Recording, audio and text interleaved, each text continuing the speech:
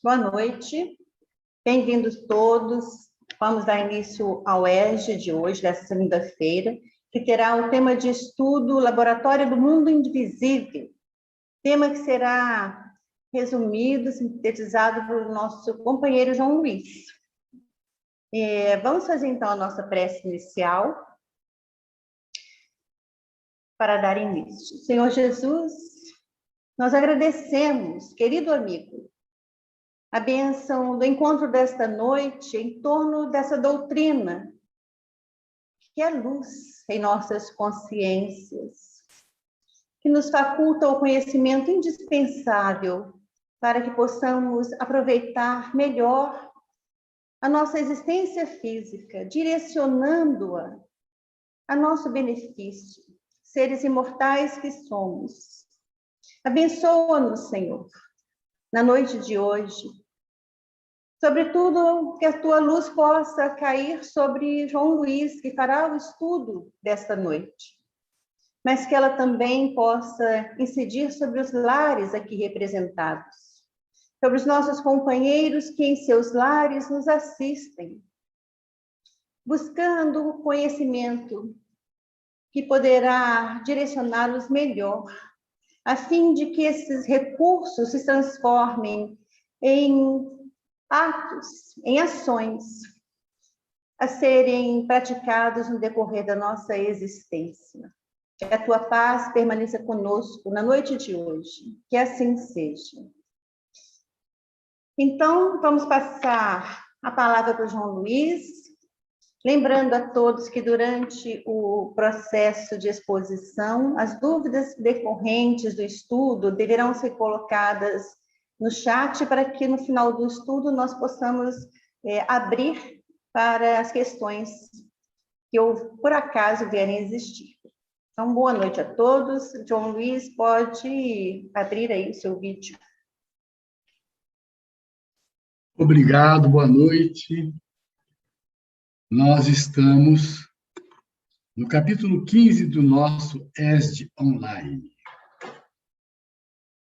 Método que todos vocês já conhecem, todos vocês já aprovaram e seguem, aprendendo cada dia mais através desses capítulos muito bem elaborados.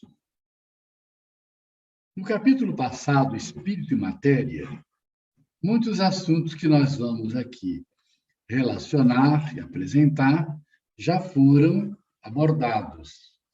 De modo que o estudo do nosso ESD é uma continuação, que fica muito inteligível, muito compreensível, em função da necessidade que nós temos de interligar esses capítulos. Então, nesse capítulo de hoje, nós vamos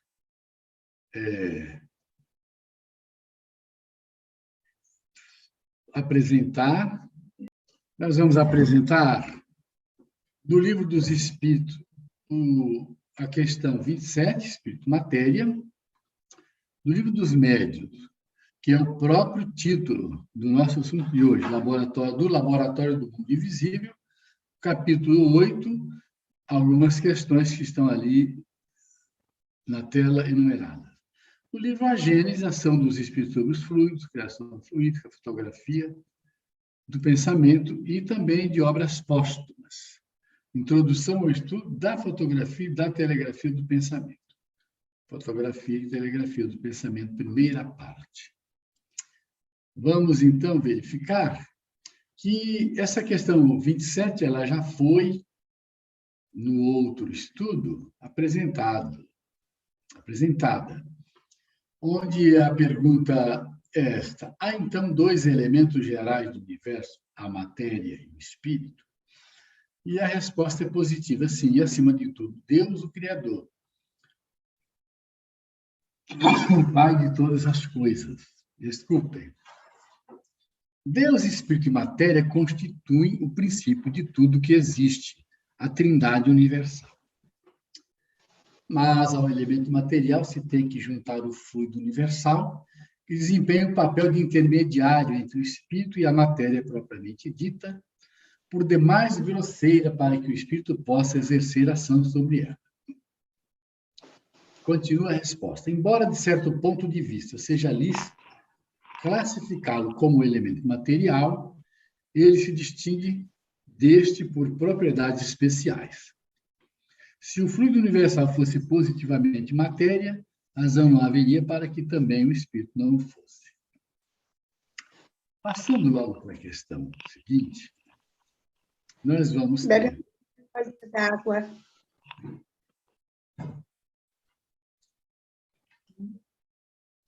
Está colocado entre o espírito e a matéria. É fluido com a matéria e suscetível pelas suas inumeráveis combinações com esta e sob a ação do espírito de produzir a infinita variedade das coisas de que apenas conheceis uma parte mínima.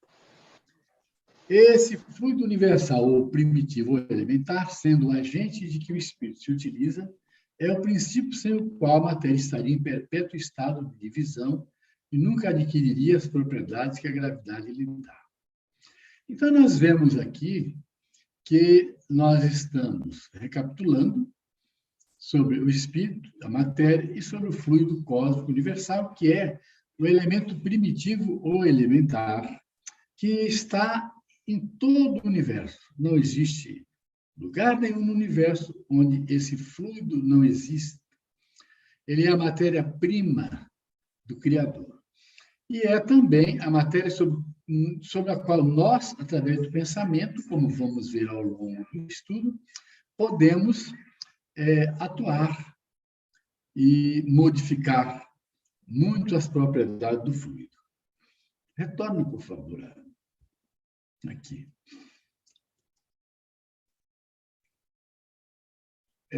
Quando ele diz que é necessário juntar ao elemento material o fluido universal, ele já nos mostra que tudo o que existe no campo material é constituído de fluido universal, mas que, quando se trata da questão espiritual, que é o ponto principal do nosso estudo, o espírito não pode atuar sobre a matéria sem o fluido,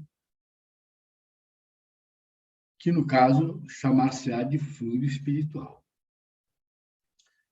Então, nós estamos num momento de fixação de um aprendizado, onde a questão espírito, matéria, fluido, são de relevante importância para essa formatação do que nós precisamos aprender, tá certo? Sobe a outra. Muito bem. E para complementar essa pergunta, Kardec lançou para os espíritos: esse fluido será o que designamos pelo nome de eletricidade? E eles dão essa resposta: dissemos que ele é suscetível de inúmeras combinações. O que chamais de fluido elétrico, fluido magnético, são modificações do fluido universal, que não é, propriamente falando, senão matéria mais perfeita, mais sutil, e que se pode considerar independente.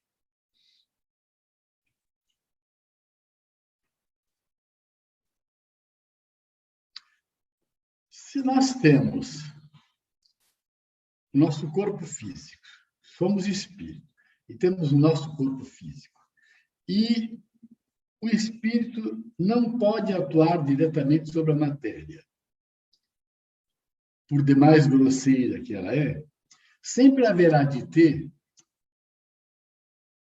algo que facilite as ligações do espírito com a matéria. Então, nós colocamos aqui, só para relembrar, que é um assunto que virá depois, que o perispírito é o traço de união entre a vida corpórea e a vida espiritual. É o órgão sensitivo do espírito, por meio do qual este percebe coisas espirituais que escapam aos sentidos corpóreos. É, pois, um organismo fluídico, é a forma pré-existente e sobrevivente do ser humano, sobre a qual se modela o envoltório carnal como uma veste dupla, invisível, constituída de matéria quintessenciada. Nós estamos reencarnados e estamos usando um corpo físico. Nós não teríamos condições de estar no corpo físico se não tivesse um corpo fluídico, que, no nosso caso, na condição de espírito, se chama perispírito. Para que haja essa ligação espírito-matéria, tem que existir um elemento menos material, capaz de fazer com que as ligações moleculares do espírito com a matéria sejam possíveis. E o perispírito, que será amplamente estudado, nós vamos aqui, de vez em quando, mostrar para vocês como ele é importante. Pode passar. Para ter uma ideia assim, superficial ainda, porque é um estudo muito criterioso, o perispírito ele tem várias propriedades que justamente facilitam a ligação espírito-matéria. Corpo físico, espírito, corpo físico. Então, ele tem plasticidade, densidade, ponderabilidade, luminosidade, penetrabilidade, mutabilidade, unicidade, tangibilidade, visibilidade, expansibilidade, capacidade refletora, bicorporeidade, sensibilidade global, sensibilidade magnética, odor, temperatura, entre outras coisas que podem ser enumeradas. Algumas dessas propriedades elas são muito fáceis da gente compreender. Por exemplo, ponderabilidade. Nós entendemos que fora da matéria tudo é imponderável, não é isso? Pois bem, se nós formos considerar que, formando a tríade espírito, perispírito, corpo, ele é um dos elementos que compõem essa tríade, ele tem que ter alguma ponderabilidade, nem que seja mínima. Ele tem mutabilidade, expansibilidade, a capacidade de se irradiar, tem densidade e etc. Então, tudo que a gente pensar em termos de perispírito está no campo do estudo dos fluidos, sem o qual nós não estaríamos, então, atuando aqui sobre a matéria. No slide seguinte, André Luiz elucida de uma forma muito interessante a questão do fluido universal, dizendo: na atividade comum, você precisa do elemento intermediário para atingir algum objetivo. E ele coloca: pesquisa a doença, indica a radiografia e precisa do raio-x. Deseja o transporte, utiliza a locomotiva, mas precisa do vapor. Está na escuridão, dispõe da lâmpada e precisa da eletricidade. Funciona o aparelho, controla o ímã e precisa do magnetismo. Faz a transmissão, alcança o ouvinte, mas precisa da onda do rádio. Usa a corda vocal, modula a voz, mas precisa do ar.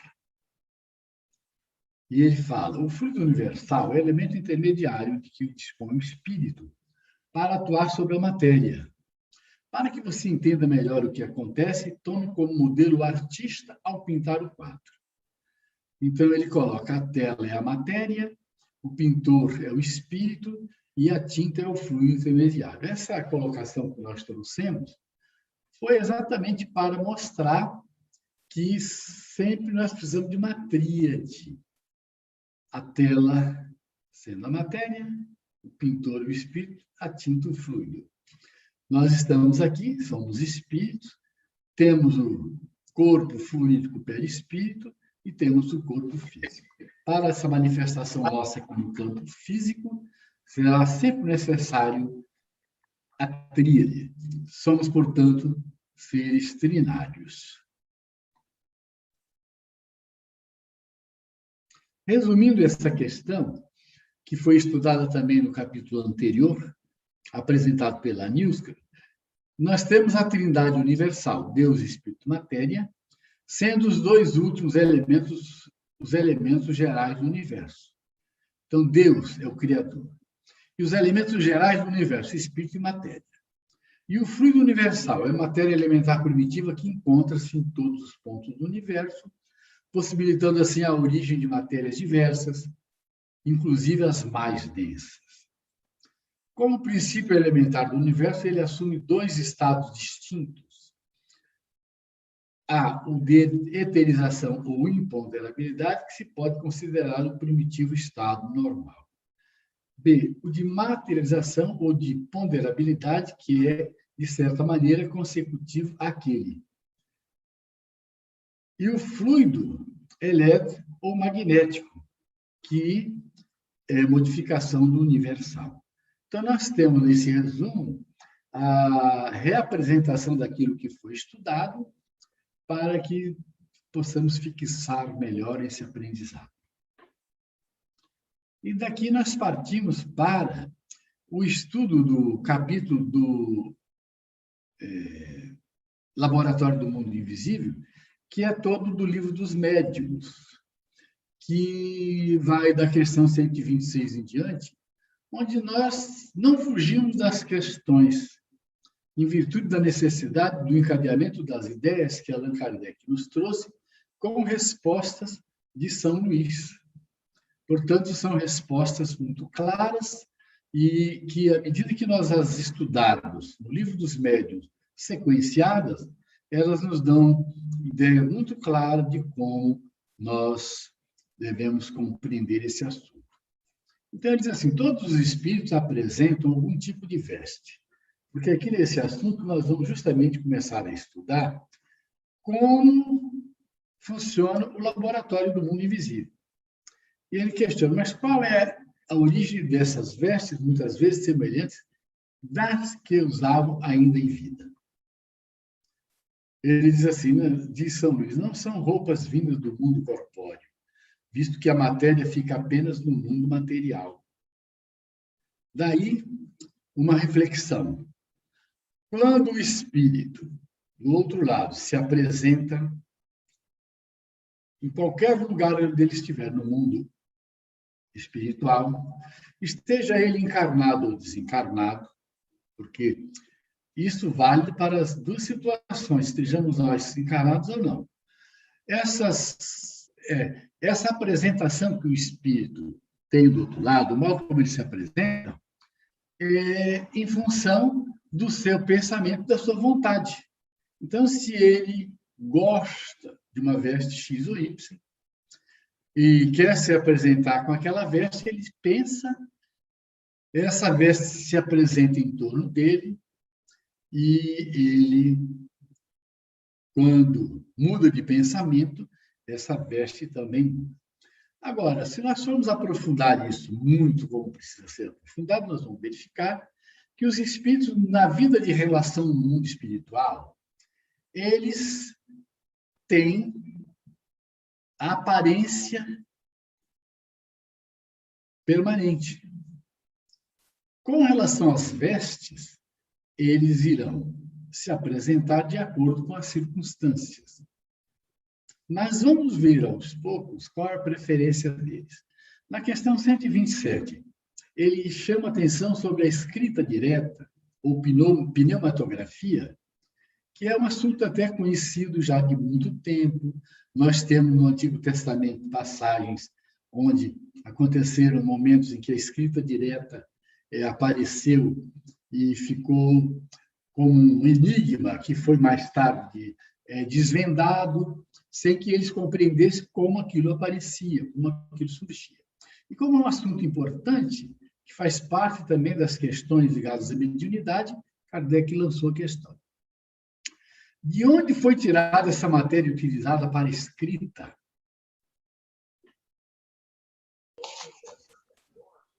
Então, essa matéria para escrita, ela foi tirada dos fluidos daquelas pessoas que poderiam fornecer.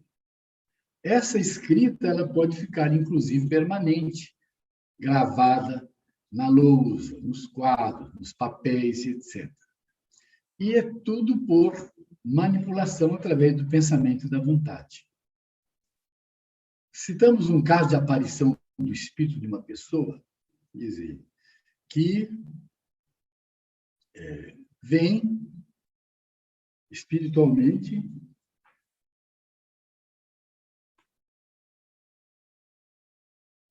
citamos o caso da aparição de um espírito da pessoa viva. Esse espírito tinha uma caixa de rapé, do qual tomava pitadas. Experimentava ele a sensação que experimenta o indivíduo que faz o mesmo. A história da pessoa viva que aparece, uma senhora doente, é uma história muito interessante que está perfeitamente encaixada nessa questão do laboratório do mundo invisível. Ele, quando toma conhecimento de que o espírito em desdobramento, encarnado, desdobramento, aparece para a pessoa viva e aparece com uma caixa de rapé, tomando pitadas, ele quer demonstrar, naquele caso, naquele momento, que a pessoa foi visitada, que ela não estava sozinha e que estava sendo acompanhada, no seu caso, na sua história de doença. Então, Kardec faz essa questão, levanta essa questão, para saber como foi que aquela caixa de rapé apareceu, qual foi a sensação que o homem teve quando utilizou o rapé, se era a mesma sensação, se ele experimentava a sensação igual quando ele estava em estado de vigília, na utilização do rapé, satisfazendo o seu vício, e os espíritos disseram que não, ele não experimentava a mesma sensação. Aquilo tudo era para que a mulher pudesse ver. Mas nós veremos que, em algumas situações, essas sensações elas podem ser experimentadas. Vejamos esse item 2. Aquela caixa de rapé tinha forma da de que ele se servia habitualmente, que se achava guardada em sua casa, que era a dita caixa nas mãos da aparição. Uma aparência. Era para que a circunstância fosse notada, como realmente foi, e não tomasse a aparição por uma alucinação devido ao estado de saúde da vidente. O espírito queria que a senhora em questão acreditasse na realidade da sua presença e, para isso, tomou todas as aparências da realidade. Ele apareceu como ele era, fisicamente, aqui no plano físico, com a roupa, certamente, que poderia ser identificada, com a caixa de rapé e utilizando a caixa de rapé. Mas, lá no mundo espiritual, lá no momento em que a vidente viu, aquela caixa de rapé era uma aparência. Vamos tocar para frente? Uhum.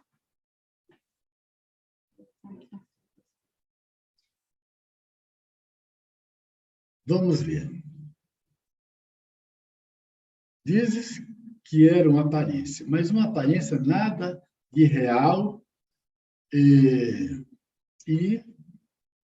desculpem,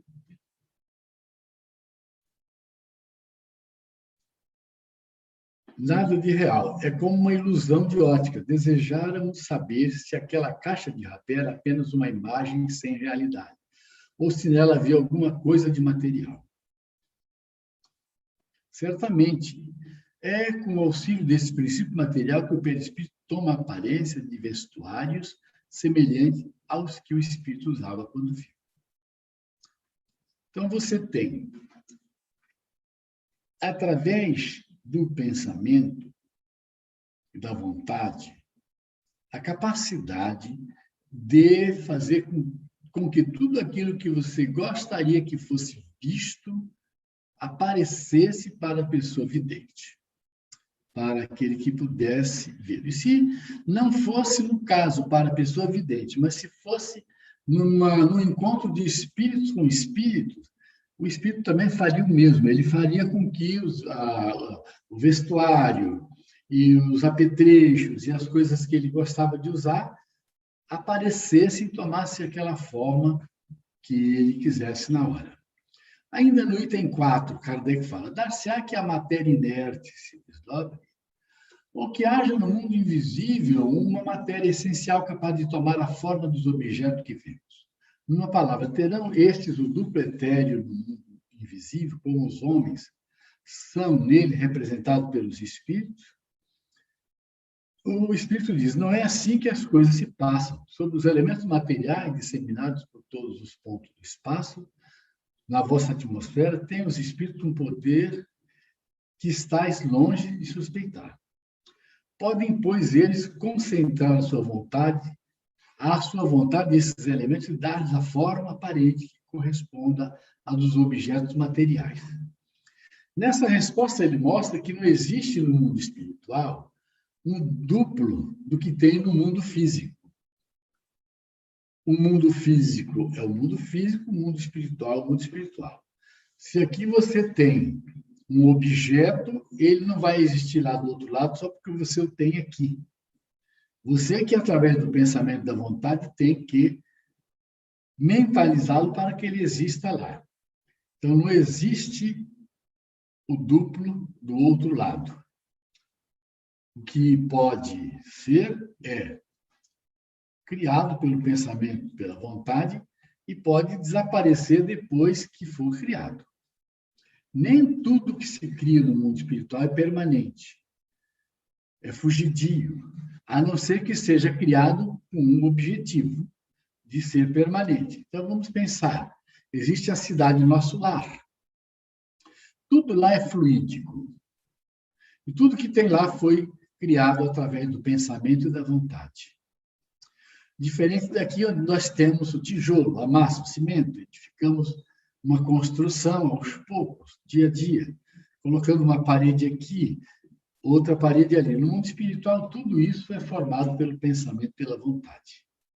E as mínimas coisas que estão enquadradas nesse capítulo, no laboratório do mundo invisível, são também criadas pelo pensamento e pela vontade.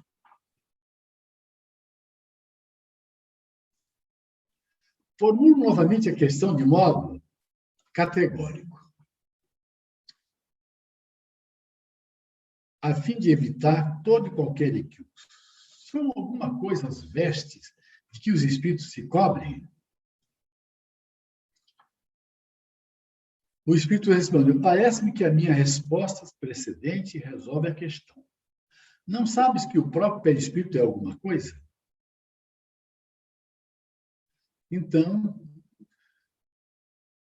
o perispírito é o corpo físico, entre aspas, dos espíritos no mundo espiritual, é fluídico. Ele se modifica à medida que o espírito deseja que ele se modifique. As vestes que o espírito usa sobre o corpo espiritual, elas existem porque o espírito pensa e deseja que elas existam. E à medida que ele deseja trocar de veste, ele pode trocar de veste. Então, se ele pode modificar o perispírito pelo pensamento, como é que ele não vai modificar as vestes que ele usa? Então, tudo depende do pensamento do espírito, do seu desejo. Continuando, resulta dessa explicação que os espíritos fazem passar a matéria etérea pelas transformações que queiram e que, portanto, com relação à caixa de rapé, o espírito não a encontrou completamente feita, fê-la ele próprio, no momento em que teve necessidade dela, por ato de sua vontade. É do mesmo modo que a fez, e do mesmo modo que a fez, pode desfazê-la. Outro tanto naturalmente se dá com todos os demais objetos, como vestuários, joias, etc. Será assim? O Espírito dá uma resposta muito clara e rápida. Evidentemente é assim. Então, as transformações que o Espírito quiser dar, ele pode dar através do pensamento e da vontade. Falou de estudo sobre fluidos, sempre tem que colocar à frente pensamento, espírito, pensamento e vontade. Sem isso, fica totalmente fora dessa realidade do estudo da doutrina espírita.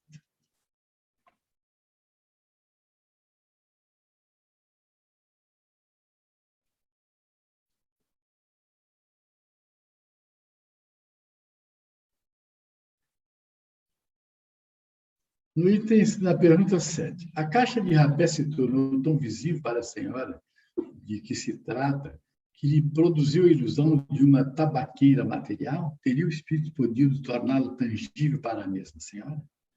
Teria. O espírito poderia torná-la tangível. A pessoa poderia tocá-la. Nós conhecemos muitas materializações que foram feitas, que se realizaram através de médiums, muito conhecidos nossos, que militaram muito na nossa área de Niterói, do Rio de Janeiro, do Espírito Santo, que estão permanentes até hoje, guardadas em museus. Então, essa tabaqueira poderia se tornar tangível e até poderia permanecer guardada. No item 8, tê-la-ia a senhora por tomar as mãos, crente de estar segurando uma caixa de rapé verdadeira? Poderia sim. Na 9ª questão, se a abrisse, teria achado nela rapé, e se aspirasse esse rapé, ele a faria espirrar? Faria espirrar, sem dúvida. Então, nós estamos aprofundando e vendo que, à medida que o espírito pensa...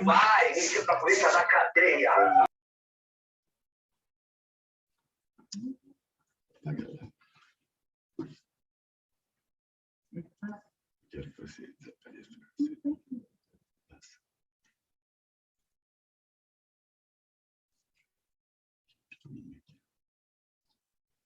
Pode, então, o espírito dar a um objeto não só a forma, mas também propriedades especiais. Olha bem, pode, então, o espírito dar a um objeto não só a forma, mas também propriedades especiais? Se o quiser. Baseado nesse princípio, foi que respondi afirmativamente às perguntas anteriores. Tereis prova da poderosa ação que os espíritos exercem sobre a matéria, ação que estáis longe de suspeitar, como eu disse há pouco. Pergunta mais aprofundada. Suponhamos, então, que quisesse fazer uma substância venenosa. Se uma pessoa a ingerisse, ficaria envenenada? Teria podido, mas não faria por não lhe ser isso permitido. Estão percebendo a gravidade de tudo isso? Estão percebendo por que muitas vezes nós cuidamos de pessoas com problemas sérios, de doenças, que não se sabe como foram adquiridas? Como nós, às vezes, atendemos pessoas que trazem no perispírito marcas, feridas e até objetos perfurantes instalados, causando dor, causando sofrimento continuado durante tempos. Então, aqui a gente já percebe que é possível, através do pensamento, se criar substâncias que curam e que prejudicam. Na 12 está a pergunta: poderá fazer uma substância salutar e própria para curar uma enfermidade? E já se terá apresentado algum caso destes? Já muitas vezes. Nós, através do pensamento, podemos fluidificar a água com a ajuda dos espíritos, ajudando a dar propriedades. E os espíritos fluidificam constantemente para nós, nos nossos tratamentos, sem necessidade da nossa presença, da nossa atuação fluídica. Então, eles atuam direto sobre a matéria, sim. Usam nossos fluidos para que alguns fenômenos de efeitos físicos aconteçam, sim, principalmente quando se trata dos fenômenos de efeitos físicos. Então, poderia também fazer uma substância alimentar? Suponhamos que tenha feito uma fruta, uma iguaria qualquer. Se alguém pudesse comer a fruta ou a iguaria, ficaria saciado? Resposta positiva, ficaria sim. Mas não procures tanto para achar o que é tão fácil de compreender. Um raio de sol basta para tornar perceptíveis aos vossos órgãos grosseiros essas partículas materiais que enchem o espaço onde viveis. Não sabes que o ar contém vapores d'água? Condensa-os e os farás voltar ao estado normal. Priva-as de calor e eis que essas moléculas impalpáveis e invisíveis se tornarão um corpo sólido e bem sólido. E assim muitas outras substâncias de que os químicos tirarão maravilhas ainda mais espantosas. Simplesmente o Espírito dispõe de instrumento mais perfeito do que os vossos, a vontade e a permissão de Deus. Quando nós nos lembramos de Moisés no deserto, conduzindo o povo hebreu saindo do Egito, nós temos várias passagens. Consta lá que o povo faminto, sem saber o que comer, sem saber para onde ir, de repente, todo o chão, toda a localidade foi coberta por uma substância que eles chamaram de maná. O Evangelho, o Antigo Testamento e o Novo Testamento está repleto de materializações, de fenômenos de efeitos físicos. As pessoas se alimentaram daquele fluido que parecia um algodão, poderia ser algo assim, mais sólido ou menos sólido, e o povo foi saciado ali naquele local, dando graças a Deus e considerando aquele momento um momento grandioso, porque todos estavam com muita fome. Existem passagens em que deixam assim não dúvida, mas assim, uma interrogação cada vez maior para todos nós de como o plano espiritual consegue fazer efeitos tão grandes. Consta no Antigo Testamento que Moisés bateu com o cajado numa pedra e a pedra jorrou água. Pode ter sido um grande fenômeno de efeitos físicos que foi para saciar a sede do povo. E tomaríamos muitos outros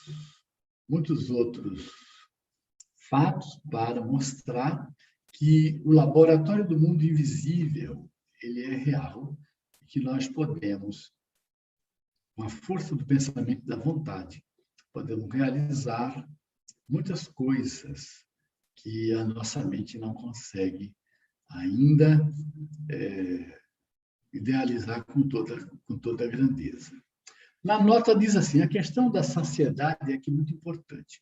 Como pode produzir a saciedade uma substância cuja existência e propriedades são meramente temporárias, de certo modo convencionais?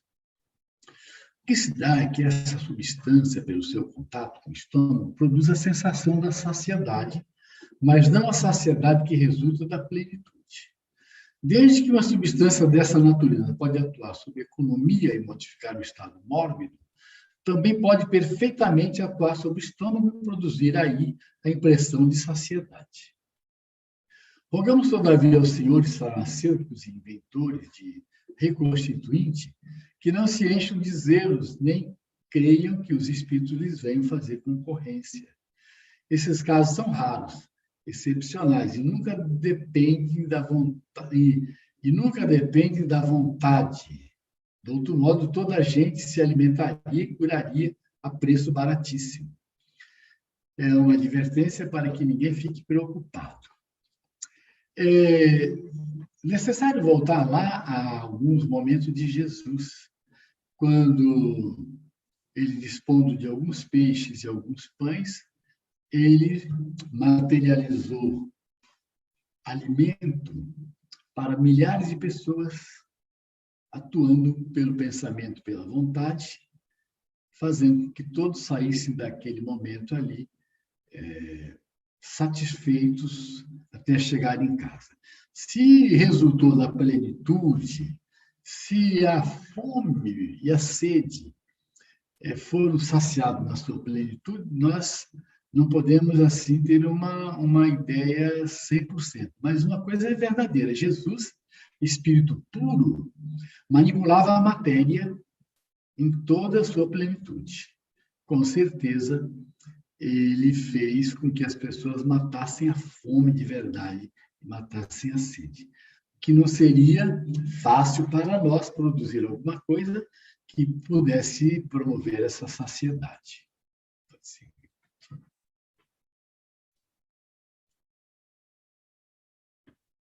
Os objetos que, pela vontade do Espírito, se tornam tangíveis, poderiam permanecer com esse caráter e tornarem-se de uso? Isso poderia dar-se, mas não se faz. Está fora das leis. Eu acabei de dizer que conheço objetos, já vi objetos. Se eles permaneceram, foi porque os espíritos quiseram dar uma ideia clara, substancial, bem material do que eles eram capazes de fazer. Então, é possível ficar, mas não é sempre. Tem todos os espíritos do mesmo grau, o poder de produzir objetos tangíveis? É fora de dúvida que quanto mais elevado é o espírito, tanto mais facilmente o consegue. Porém, ainda aqui, tudo depende da circunstância. Desse poder também podem dispor os espíritos inferiores. Então, o espírito mais elevado pode mais, o menos elevado pode menos. O mais elevado vai produzir tudo aquilo para o bem. E os menos, com certeza, o que vão produzir, nada de bom, às vezes, podem trazer. Pode, sim, fazer com que a gente possa entender que eles têm a capacidade de fazer alguma coisa, mas essas coisas não terão para nós proveito real. Tá?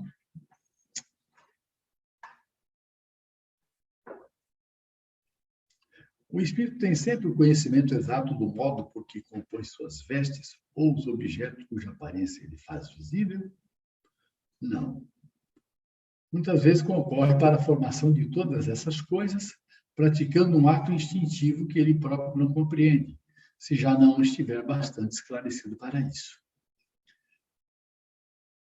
Então, voltamos à mesma questão. O espírito menos evoluído, ele participa das formações, mas não sabe explicar como. É fruto da vontade, mas não é com tanto nível de consciência como aqueles que sabem o que podem fazer com o seu pensamento. Sigamos. Uma vez que o espírito pode extrair do elemento universal os materiais que lhe são necessários na produção de todas essas coisas e dar-lhes uma realidade temporária, com as propriedades que lhe são peculiares, também poderá tirar dali o que for preciso para escrever, possibilidade que nos daria a explicação do fenômeno da escrita direta. Aí o espírito respira e diz até que, enfim, chegastes ao ponto.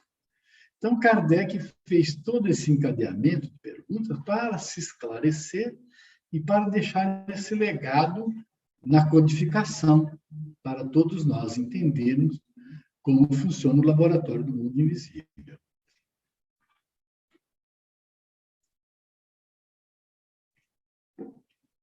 Pois que a matéria de que se veste o espírito carece de persistência, como é que não desaparecem os traços da escrita direta? Não faça jogo de palavra. Primeiramente, não empreguei o termo nunca. Tratava-se de um objeto material volumoso, ao passo que aqui se trata de sinais que, por ser útil conservá-los, são conservados. O que quis dizer foi que os objetos assim compostos pelos espíritos não poderiam tornar-se objeto de uso comum por não haver neles realmente agregação de matéria, como nos vossos corpos sólidos. Quero fazer uma pequena pausa para dizer a vocês da necessidade da gente seguir essas questões, porque as perguntas de Kardec são progressivas e a resposta dos espíritos também são progressivas. E ele vai costurando a ideia para que, no final, a gente entenda que nós estamos constantemente atuando, trabalhando, criando e manipulando os fluidos nesse laboratório maravilhoso.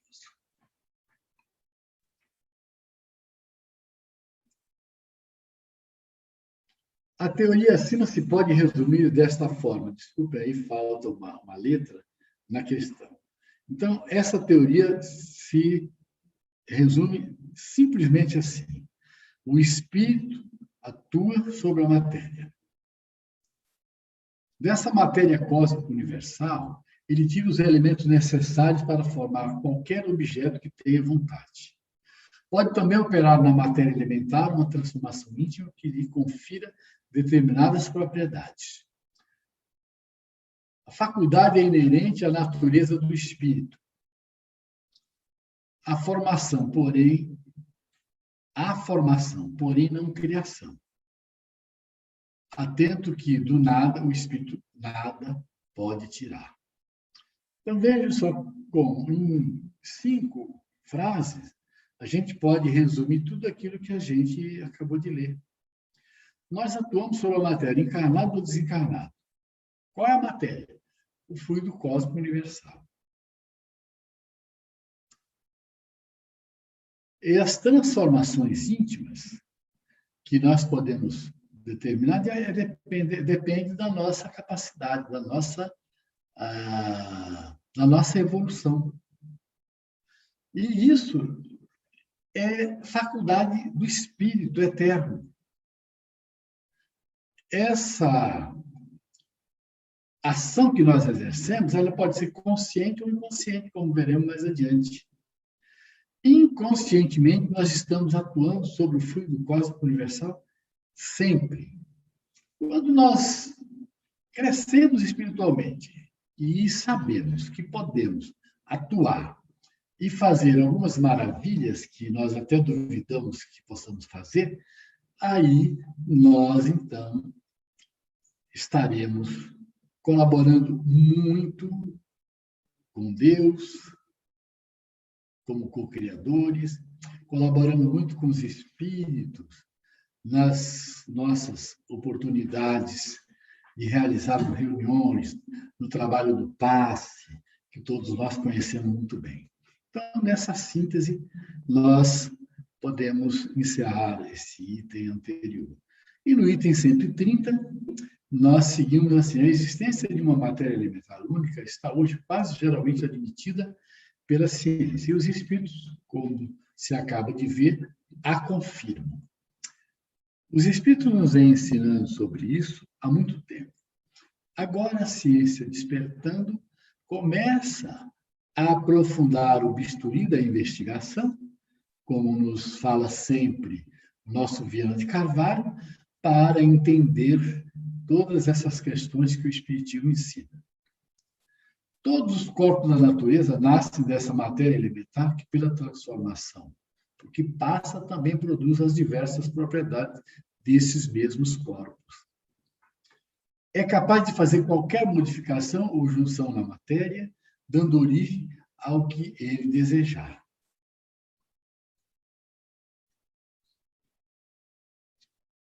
Essa teoria nos fornece a solução de um fato bem conhecido em magnetismo, mas inexplicado até hoje. Isso Kardec falando lá, o da mudança das propriedades da água por obra da vontade. O espírito atuante é o magnetizador, quase sempre assistido por outro espírito. Ele opera uma transmutação por meio do fluido magnético, que, como atrás dissemos, é a substância que mais se aproxima da matéria cósmica, ou elemento universal. E ele diz assim, olha, desde que ele pode operar uma modificação nas propriedades da água, pode também produzir um fenômeno análogo com os fluidos do organismo, onde o efeito curativo da ação magnética convenientemente dirigida. A vontade é atributo essencial do espírito, que é o ser pensante, encarnado ou desencarnado. Com o auxílio dessa alavanca, ele atua sobre a matéria elementar. Por uma ação consecutiva, reage sobre seus compostos, cujas propriedades íntimas vêm, assim, a ficar transformadas. Assim se explica a faculdade de cura pelo contato e pela imposição de mãos, faculdade que algumas pessoas possuem em grau mais ou menos elevado.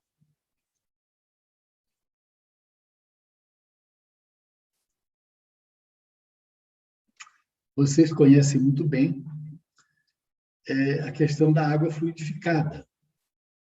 Aqui, nós apresentamos uma figura onde você impõe as mãos sobre a água, e outra onde a água é fluidificada sem nenhuma necessidade da imposição de mãos. Porque, na verdade, o que vale é o pensamento, é a intenção. Todavia, se nas extremidades das mãos, através do olhar, através do pensamento da vontade, nós podemos fazer essa fluidificação, não é errado impor as mãos sobre a água, mas desnecessário quando se tem a consciência plena de que o que vale verdadeiramente é o pensamento e a vontade. Então, nós temos nessas duas figuras a questão da água que Kardec cita sendo um dos elementos mais próximos no nosso contexto de vida do fluido cósmico. Pode passar.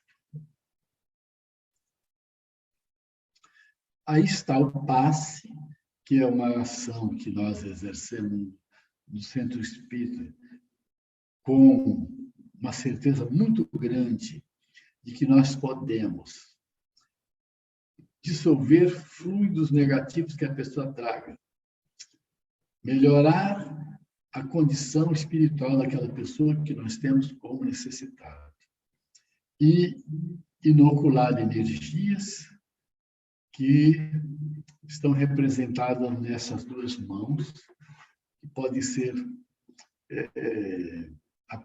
utilizadas dessa forma ou também com os dedos esticados e deles saindo as energias que nós desejamos aplicar nas pessoas. Então, o nosso trabalho na Casa Espírita, que é uma coisa que interessa bastante aqui consolidar o aprendizado, nas reuniões de tratamento, do passe, nas reuniões do modo geral, onde nós atuamos sobre os fluidos, o resultado é real, é verdadeiro. O que nós necessitamos é de ter fé e confiança de que isso é real, é verdadeiro. Por isso, o estudo desses capítulos serem de grandiosíssima importância. E outro ponto, muito importante, maior que esse ainda, entendermos que a nossa capacidade de atuação sobre os fluidos, que pode ser chamada, no caso do passe, a nossa capacidade radiante, ela só vai aumentar à medida que nós evoluímos através do conhecimento e através da renovação moral, da renovação espiritual. Nosso pensamento e nossa vontade promoverá sempre sobre os fluidos uma ação maior à medida que nós estivermos progredindo nessa caminhada.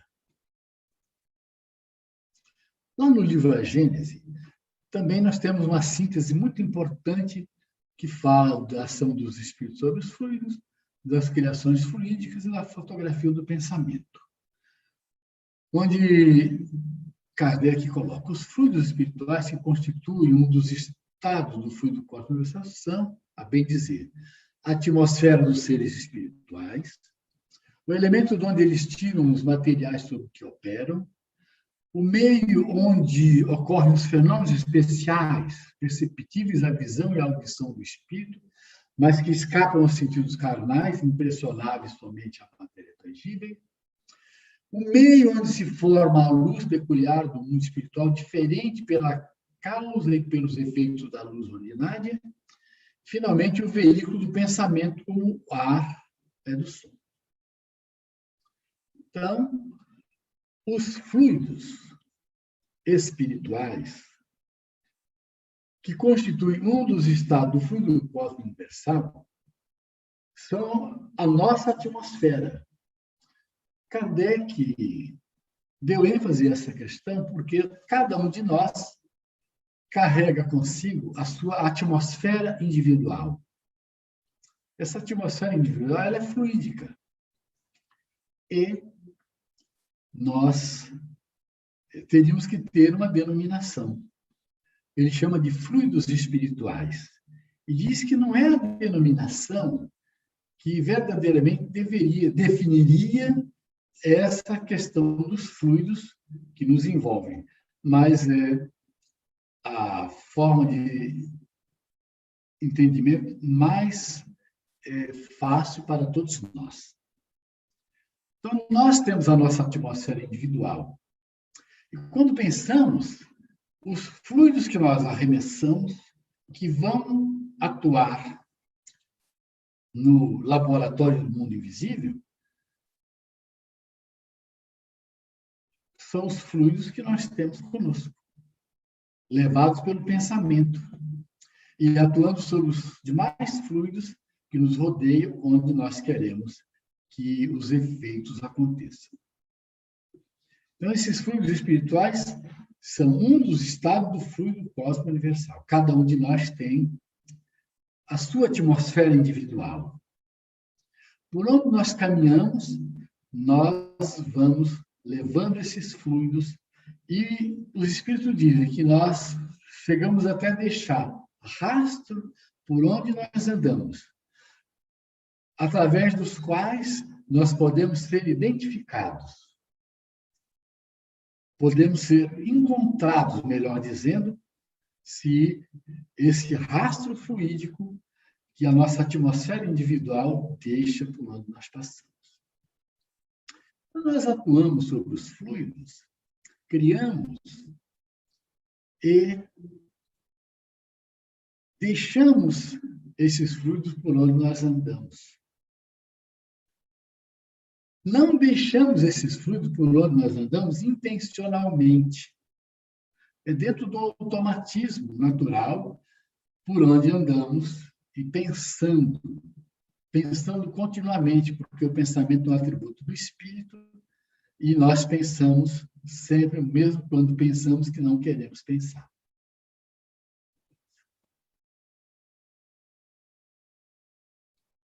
Os espíritos atuam sobre os fluidos espirituais não manipulando como os homens. Manipulam os gases, mas empregando o pensamento e a vontade. Vocês já ouviram eu falar de pensamento e vontade já inúmeras vezes. Eu vou continuar dizendo. Para os espíritos, o pensamento e a vontade são que é a mão para o homem. Pelo pensamento, eles imprimem aqueles fluidos. Tal ou qual direção, os aglomeram, combinam, dispersam, organizam com eles conjuntos que apresentam uma aparência, uma forma, uma coloração determinada, mudam-lhes as propriedades. E aí vem essa frase que eu acho fantástica. É a grande oficina, o laboratório da vida espiritual. Estamos numa oficina grandiosa, maravilhosa. Isso que está aqui está exatamente assim no livro A Gênese, no capítulo 14, no item 14. Nós direcionamos, aglomeramos, combinamos, organizamos.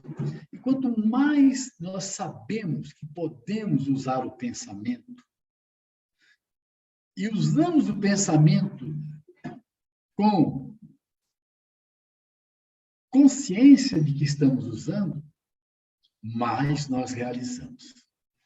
Por isso que fazemos cursos periódicos sobre a fluidoterapia, sobre o passe, sobre a tarefa de aplicação de passe na casa espírita, para que nós possamos ter sempre tudo isso muito bem na memória e entendendo quantas transformações, quantas coisas boas nós podemos fazer intencionalmente, pensando no bem do próximo. E podemos até produzir algumas coisas inconscientemente. No item 15, nós, então, sintetizamos assim. É assim, por exemplo, que o espírito se faz visível ao encarnado que possua a vista psíquica sobre as aparências que tinha quando vivo, na época em que o segundo o conheceu, embora haja ele tido depois dessa época muitas encarnações. Apresenta-se com vestuários, sinais exteriores, enfermidades, cicatrizes, membros amputados, etc., que tinha, então, naquela encarnação que ele quer fazer com que seja visto. Ele diz assim, um decapitado se apresentará sem a cabeça, não quer dizer que ele não pense, é apenas aparência espiritual. Não quer dizer que haja conservado essas aparências, certo que não, porquanto como espírito ele não é coxo, nem maneta, nem zarulho, nem decapitado. O que se dá é que, retrocedendo ao seu pensamento à época em que tinha tais defeitos, seu perispírito lhes toma instantaneamente as aparências que deixam de existir logo que o mesmo pensamento cessa de agir naquele sentido. Se você quiser aparecer para alguém que te conheceu há 1000 anos atrás, você terá que aparecer com o perispírito formatado naquela época que você viveu, com a roupa que você usava. Não vai aparecer com a roupa de hoje, toda moderna, com o perispírito totalmente modificado, porque não vai resolver nada, o espírito não vai saber que é você. Quando nós queremos que o espírito veja o seu próprio passado no processo de regressão de memória, ele se vê como ele era antes. E, às vezes, até no momento em que está se dando a regressão, ele mesmo ali percebe o perispírito dele daquela forma. Não fica sendo uma projeção fluídica, fica sendo instantaneamente uma forma, uma formatação, porque ele está pensando, induzido a pensar no passado, portanto, a forma perispiritual repentinamente toma aquela aparência daquela época que desaparece assim que cessa o interesse de que ele veja, que ele se lembre como era. Por análogo efeito, o pensamento do espírito cria fluidicamente os objetos que ele estava habituado a usar. Um avarento manuseará o ouro, um militar terá suas armas, seu uniforme, um fumante o seu cachimbo, um lavrador a sua charrua e seus bois, uma mulher velha a sua roca. Para o espírito, que é também ele fluídico, esses objetos fluídicos são tão reais como eram no estado material para o homem vivo. Mas, pela razão de serem criações de pensamento, a existência deles é tão fugitiva quanto a deste. Percebam como Allan Kardec ele repete a lição. Ele vai num crescente fazendo com que a gente compreenda isso e nunca mais esqueça. Quando é que interessa a todos nós entender isso? Quando nós trabalhamos na seara espírita e precisamos constantemente evocar momentos do nosso passado, do passado dos espíritos que nos aparecem, para a evangelização, orientação, o trabalho de desobsessão. E inúmeras vezes isso acontece. Sendo os fluidos o veículo do pensamento, isso atua sobre os fluidos como os sons do ar. Eles nos trazem o pensamento como o ar nos traz o som. Pode dizer sem receber que há nesses fluidos ondas e raios de pensamento que se cruzam sem se confundir como há no ar, ondas e raios sonoros. E mais, criando imagens fluídicas, o pensamento se reflete no envoltório perispírito como um espelho. Toma nele corpo e aí de certo modo, se fotografa.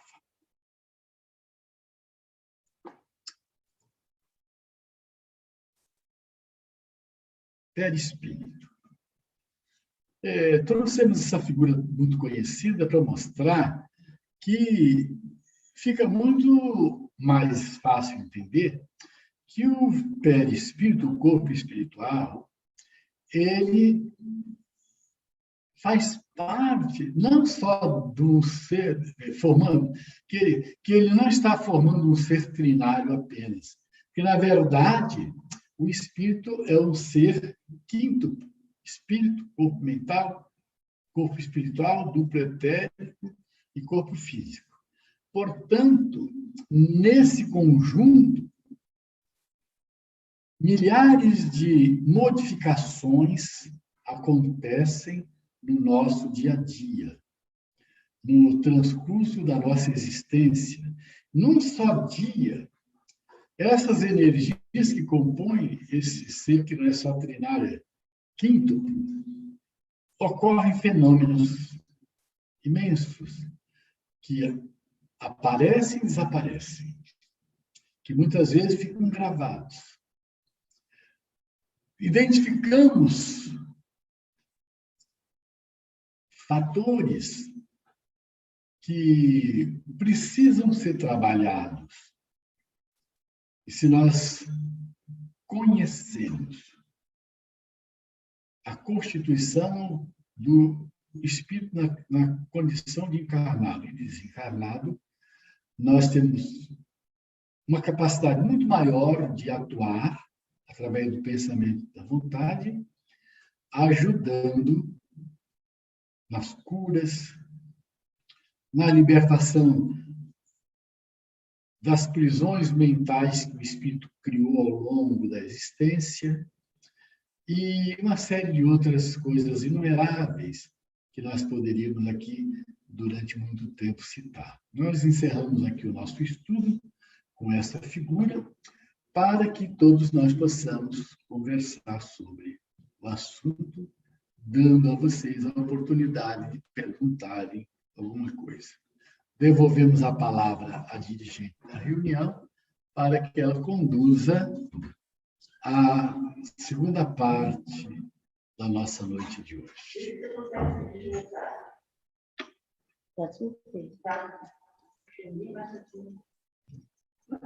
Então, nós queremos agradecer ao João Luiz pela excelente exposição da noite de hoje. Inclusive, ele já até mesmo tocou e respondeu assuntos que foram objeto de questionamento, que estão no nosso chat, a respeito da multiplicação dos pães, dos peixes. E, assim que foram colocadas duas questões a esse respeito, por pessoas diferentes, ele mesmo mencionou a resposta, falando que sim, que Jesus, com a sua força energética, também conseguiu fazer a manipulação dos fluidos e multiplicação dos pães e dos peixes. Então, João, obrigada pela sua exposição. E eu queria pedir a Alessandra para fazer o controle das perguntas do chat.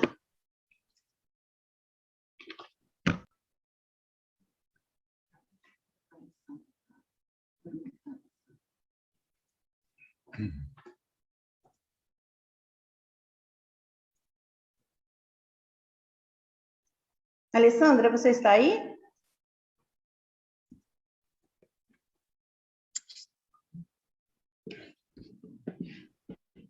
Bem, a Alessandra não está respondendo, eu mesma vou abrir aqui o chat, então. Eu acho que não há muitas perguntas, considerando que João respondeu. Oi. Andréia, desculpa, eu não respondi porque eu não estava conseguindo desmutar, estava bloqueado, agora eu consegui. A Nilska está me falando isso aqui. Mas então, se você quiser fazer as perguntas, pode fazer. Não, pode fazer, Alessandra. Tarefa que você executa sempre muito bem. Tá, ok, vamos lá. Obrigada. Primeira pergunta é a da Valéria. Quando um espírito incorpora em um médium, ele tem as mesmas sensações físicas do médium? É o contrário. O médium é que tem as mesmas sensações espirituais. O espírito traz no seu campo mental e no seu perispírito uma bagagem enorme. Quando ele se aproxima, não precisa nem incorporar. Quando ele se aproxima do médium, o médium tem todas as sensações que o espírito traz. Se for muito sofrimento, se for algo, inclusive, que ele guardou como impressão penosa, que se expressa em dor, que na verdade é a dor do espírito, são impressões penosas, o médium sente todas e sofre.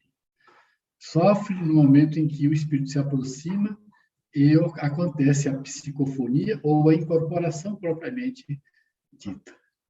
Entendeu?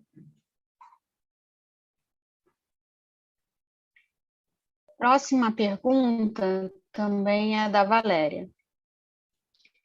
Qualquer espírito, independentemente do seu grau de evolução, consegue fazer materialização de objetos?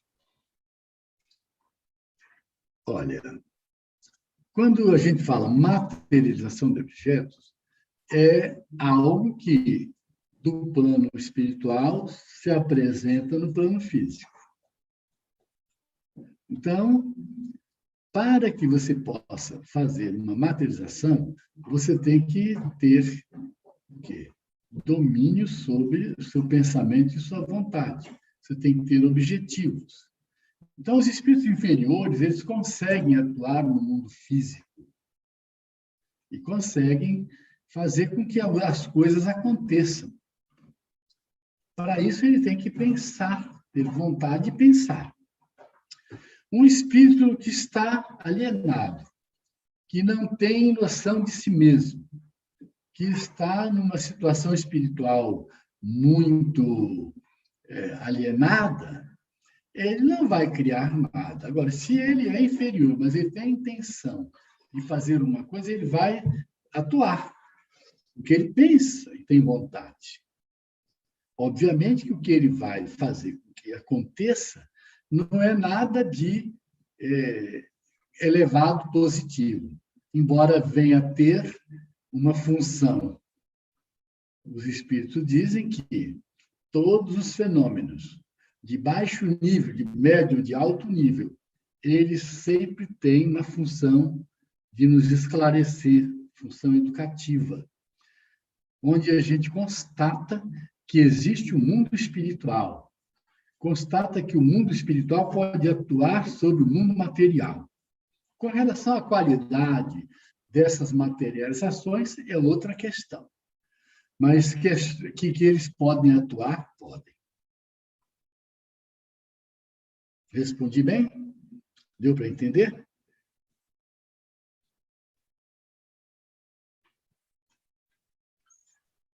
Outra pergunta da Valéria. Se uma pessoa descrente beber água fluidificada, ela se beneficia da sua ingestão? Sim, porque é um remédio. O efeito é que não vai ser um efeito maior de cura, de benefícios. Por quê?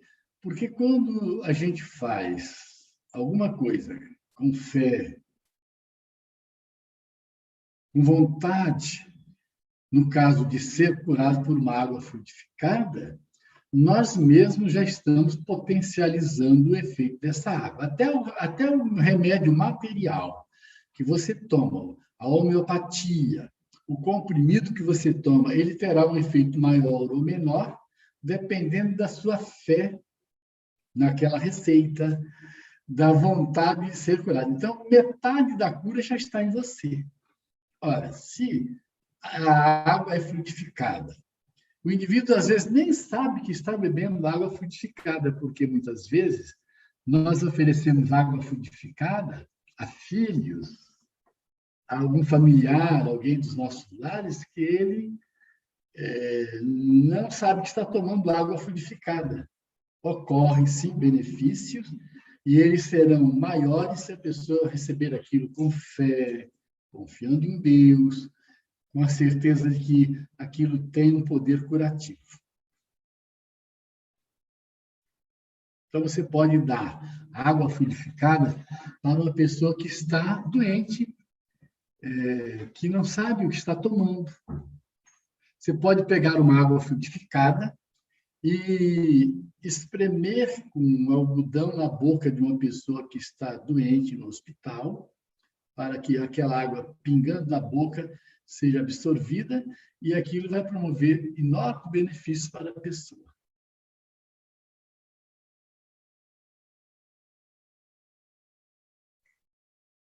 Temos mais duas perguntas. Ambas da Maria Cristina. A primeira é a seguinte: o bóson de Higgs, Deus, pode ser considerada uma parte do fluido cósmico universal? Deu para entender que a minha conexão aqui deu uma instabilidade. Repete a pergunta, por gentileza. Sim, vou repetir. O bóson de Higgs, popularmente conhecido como a partícula de Deus, pode ser considerada uma parte do fluido cósmico universal? Segundo o que eu li, não li muito sobre isso, a partícula de Deus, ela tem que ser alguma coisa. Tudo que tem no universo é alguma coisa. Essa partícula divina seria a partícula mais pura que o homem consegue imaginar. E foi uma denominação de alguém que pesquisou. Então, é fluido cósmico universal numa configuração muito mais perfeita.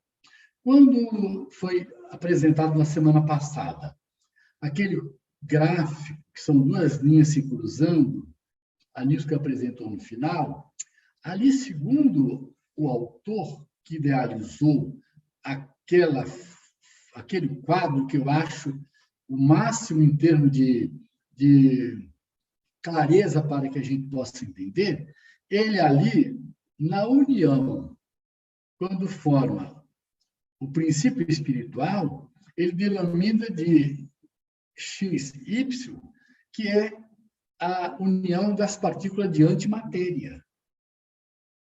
Mesmo sendo antimatéria, que já foi, inclusive, segundo dizem, isolada por um átimo de tempo, foi um cientista italiano que conseguiu isolar a antimatéria, ele isolou alguma coisa.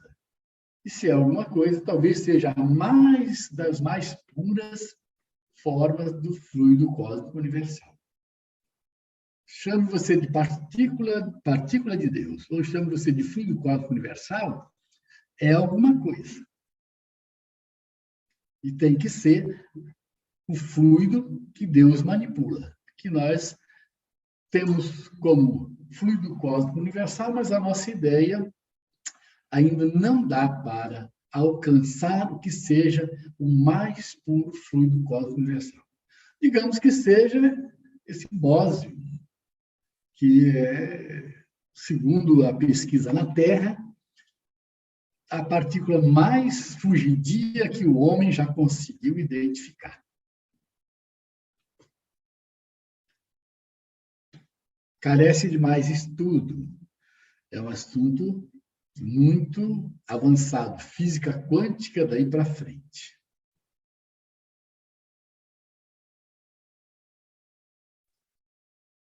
Então, a última pergunta também é da Maria Cristina, e ela pergunta o seguinte: considerando o passe, pode um paciente se sentir melhor com o passe de um passista do que doa seus fluidos? Eu lamento, mas está picotando muito. Tá. Pergunta de Eu vou repetir. Então, considerando o passe, um paciente ele pode se sentir melhor com o passe de um passista do que de outro, considerando que o médium também doa seus fluidos? Sim, cada um de nós tem o seu potencial fluídico, a sua capacidade radiante. Então, o meu passe Ele não vai ser melhor que o seu nunca. O seu é melhor que o meu. O seu não vai ser melhor do que o outro. Por quê? Porque você ainda está no estágio onde você tem para doar aquilo que você tem. Então, existem passistas que têm um poder de transmitir fluido de cura muito maior do que o outro. O que nos obriga a estudar mais, viu, Cristina? A nos melhorar mais. Então, nosso grau de conhecimento e de moralidade vai, ao longo da nossa vida, determinando o nosso potencial de cura. Às vezes, o indivíduo tem muito fluido vital, mas não tem conteúdo moral. Às vezes ele tem pouco fluido vital, mas tem muito conteúdo moral.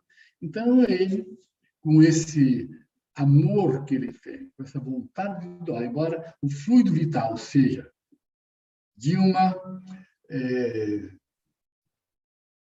substância menos capaz de curar, ele poderá fazer melhor do que aquele que tem o fluido em maior quantidade, que seja o verdadeiro médio de efeitos físicos, mas que não se interessa em grau de conhecimento e moralidade e permanece, muitas vezes, como aquele trabalhador que não cresce, que não progride, que não se esforça para ser hoje melhor que ontem e amanhã melhor que hoje.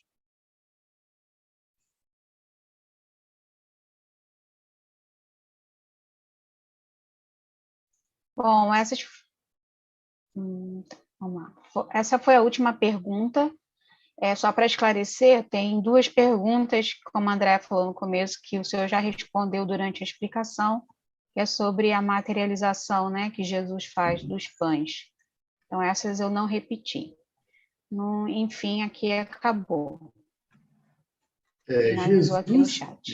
Tudo que a gente estudar, meditar sobre o que Jesus fez, muito acima daquilo que nós conhecemos aqui no nosso nível de evolução, e nós sabemos que Jesus, espírito puro, ele tinha domínio sobre a matéria. Então fica sempre uma pequena interrogação nas nossas cabeças de como foi feito, do resultado que aquilo deu, porque nós não estávamos lá, e se estávamos esquecendo os efeitos do peixe e do pão em nosso organismo. Então, nós não podemos imaginar. Sabemos que foi algo extraordinário, muito além da nossa compreensão. Com certeza, essa materialização de Jesus matou a fome das pessoas para valer. Foi para isso que ele materializou os pães e os peixes, para que as pessoas pudessem ficar mais tempo e voltassem para os seus lares tranquilos, com o estômago saciado e com a mente clara, meditando sobre tudo aquilo que viram e aprenderam. De estômago vazio é mais difícil. Então, Jesus matou a fome do povo e a sede também. Então, obrigada, Alessandra. Eu queria passar a palavra para a Nilska, que ela pediu para falar com todos. Bem, ela pediu para fazermos o encerramento, então, da prece. Alguém mais queria colocar uma pergunta, ainda que fosse oral? Alessandro, você queria se posicionar? Bom, então vamos fazer a nossa prece de encerramento. Agradecemos, Senhor Jesus, pelos momentos que tivemos na noite de hoje, pelos esclarecimentos, cientes do amparo espiritual que tivemos, os espíritos que trabalham na tua seara, sempre presentes quando o propósito é benéfico, quando visa o aprimoramento moral do homem. E aqui estamos, Senhor, buscando os conhecimentos dessa doutrina de luz, para que nós possamos progredir moralmente. E pedimos, Senhor, que a tua presença se faça sempre entre nós, nesses horários de estudo sistematizado da doutrina espírita. E considerando as palavras lúcidas do nosso codificador, para ser digno da doutrina, não basta querer hoje, é preciso querer sempre. Que teu amor generoso possa nos auxiliar a perseverar nessa vontade ativa de buscar conhecimentos, de nos aprofundarmos nas instruções trazidas pela terceira revelação. Que sejamos espíritas responsáveis, dando ao nosso tempo uma finalidade útil, lembrando, sobretudo, que o tempo é dádiva divina e pertence a Deus. Que assim